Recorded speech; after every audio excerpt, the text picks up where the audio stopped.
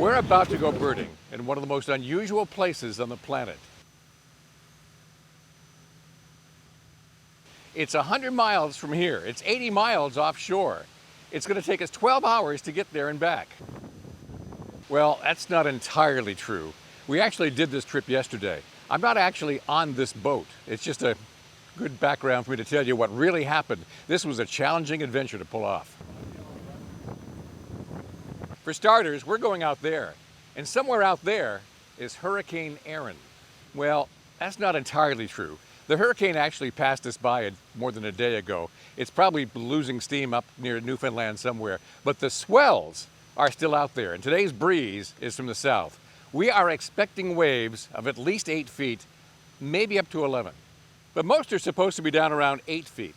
The period between them is something like 10 to 12 seconds, which this boat can handle. This amusement ride will be 1 part Ferris wheel, 1 part water slide, and 1 part roller coaster. But that's a small price to pay for some really cool birds.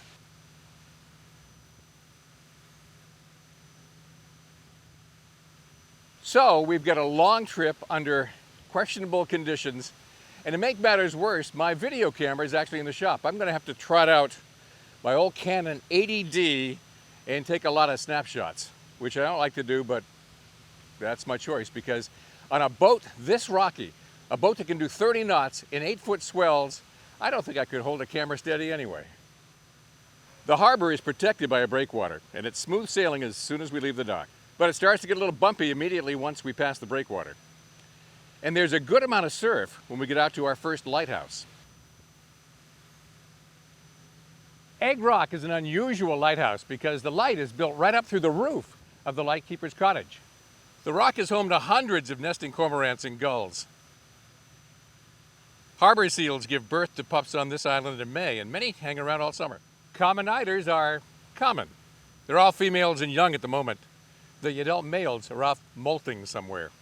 There's always a good number of black guillemots hanging around too.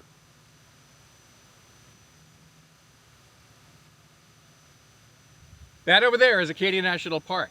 The mountain is Cadillac Mountain. It's the tallest mountain next to salt water from here to South America. It's the last land we're going to see once we reach the horizon. Quick stop at Great Duck Island. Atlantic puffins are starting to nest here for the first time. And in the woods, thousands of Leach's storm petrels nest here. Thousands. We're looking for whales on the way. We're not far past the island before a minke whale is spotted off the left-hand side of the boat. And I'm on the right side. I didn't see it. This is about where the Wilson storm petrels get started.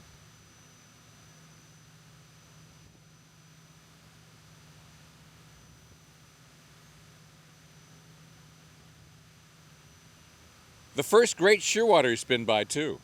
Both of them nest in the South Atlantic, but the food in the Gulf of Maine is so good they come up here in summer. Lots of them.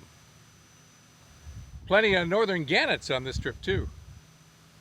They're all young, not a single adult all day. The adults are still up in Quebec and Newfoundland. All of these birds with dark plumage are subadult. Pomeranian Jaegers start to pop up even before we've lost sight of land.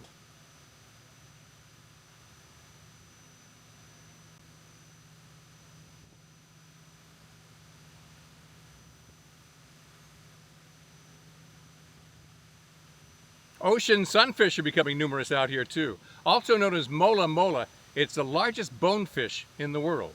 They're all head and fin, and some of these guys are the size of a Volkswagen, even though their primary food is jellyfish. And we haven't really gone very far before the number of redneck phalaropes is getting pretty silly.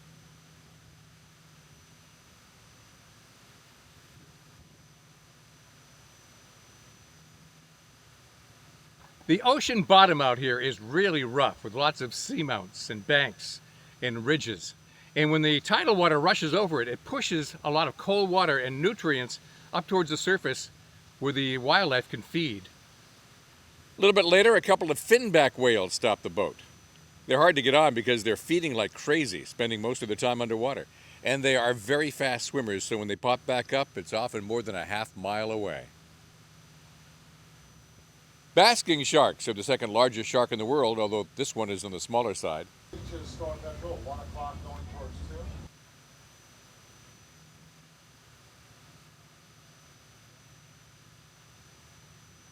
It took us 5 hours to get to Cash's Ledge. It took you only about 4 minutes. And once we get here, the bird numbers are just off the charts. Great shearwater numbers are really picking up now. Great shearwaters nest in an island group called Tristan da Cunha. It's halfway between South America and South Africa. A lot of them come up here all summer. There are now hundreds of Wilson storm petrels around the boat. Storm petrels get the name from sailors and the Bible. When it pitty-pats along the water, it reminded mariners of St. Peter walking on water with Jesus. They often get blown ahead of storms, and sailors knew trouble was brewing if they showed up. There's a handful of Leach's storm petrels out here today, over a dozen, and I miss getting a photo of every single one of them because I kind of get distracted by these guys. Cory's shearwaters. They nest along the coast of southern Europe and northern Africa. They used to be rare visitors over here in the Gulf of Maine, but they're becoming more common. Bigger than great shearwaters, a brownish beige color on top with a big yellow bill. After just a few minutes on Cash's Ledge, I've now seen more Cory shearwaters than I've seen previously in my entire life. But there is one shearwater out here I've never seen, Scopely's shearwater. Until last year, it was just considered a subspecies of Cory's. But they split it last year. I've never seen one. It's my one chance at a lifer today. Unlike the Cory's, Scopely's nest in the Mediterranean, and they have more white under the wingtip primaries than Cory's. However, when Scopely shearwaters come over to this coast, they prefer the warmer water of the mid-Atlantic. So I check out every passing shearwater looking for that white. Nope. Nope. No. Not that one. No. Sorry. No luck. No lifer. All this feeding frenzy attracts more Pomeranian Jaegers. Pomerans are the biggest and most numerous Jaegers out here, but we did get one parasitic Jaeger on this trip. On the voyage to Cash's Ledge, I doubled the number of Pomeranian Jaegers I've seen in my entire life in one day. They're actually a bit smaller than a herring gull, but they are powerful and acrobatic. They bully the other birds and steal their food. Lesser blackback gull is another European bird. It may nest as far west as Greenland, but not on the American continent as far as I know. Mount Desert Rock is the most remote lighthouse on the entire eastern seaboard of the United States, 25 miles out to sea. And it's usually got a lot of gray seals and quite a few harbor seals milling around out here. It's right next to Columbia Ledge, another upwelling that usually produces a lot of birds, and today is no exception. Lots more gannets plunge diving for food. More great shearwaters milling around. And insane numbers of redneck phalaropes, again.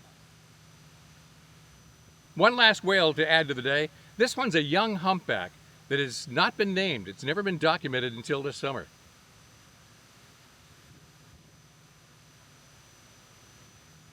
As we head back in, he or she waves goodbye. More northern gannets cross the bow as the sun dips below the mountains of Acadia National Park. We left at dawn, we returned at nightfall. Bar Harbor Whale Watch may do this trip again next year. If so, they'll only do it once.